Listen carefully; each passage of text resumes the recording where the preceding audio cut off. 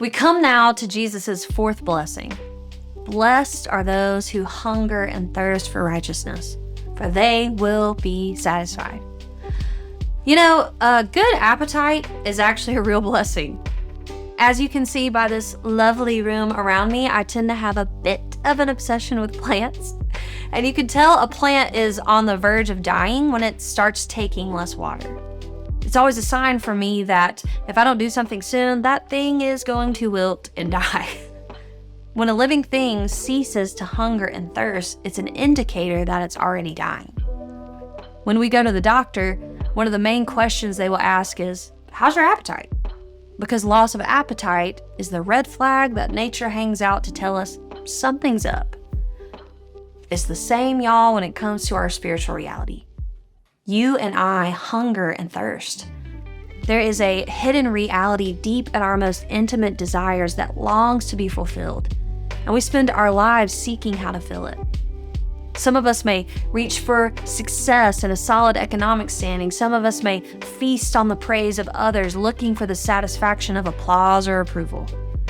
For others, it may be the simple and most basic human hunger to be loved. Whatever the hunger pang, one thing I think we can all agree on, the search for satisfaction tends to be consuming.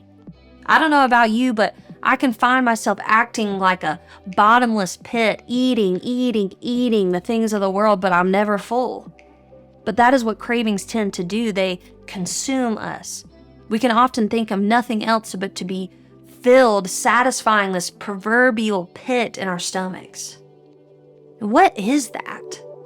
What is this craving that we all share, even if we don't always agree on how to fill it?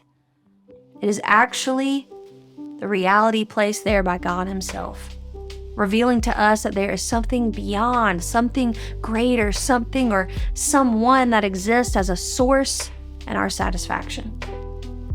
Ecclesiastes 3:11 says that God has placed eternity in the heart of man. This means that knit into all of our divine DNA is the reality of something missing.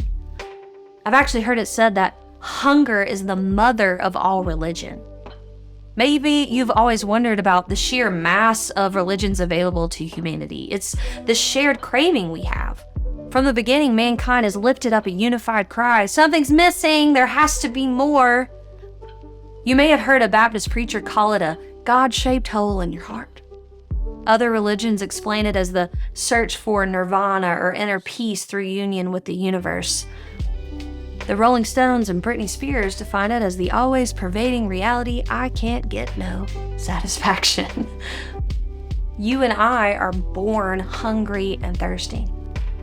We wake up every morning with the desire to fill ourselves. It's the defining characteristic of one who is alive. Jesus is just trying to direct us that the only way to truly fill that ever-pervading hunger, the only way to satisfy our parched and dehydrated souls is to find ultimate satisfaction in the very personification of righteousness, Christ Himself. He's the one who declared in John 4:34, hey, whoever drinks of the water that I will give him will never be thirsty again. And then again in John 6:35, says, I am the bread of life. Whoever comes to me shall not hunger, and whoever believes in me shall never thirst. To hunger and thirst is a sign of being alive, but to be truly satisfied, that's the reality only of those who have found the true source of all satisfaction. It is a blessed and beautiful life filled by the righteous and holy Jesus Christ. May our desires find their ultimate fulfillment in Him and in Him alone.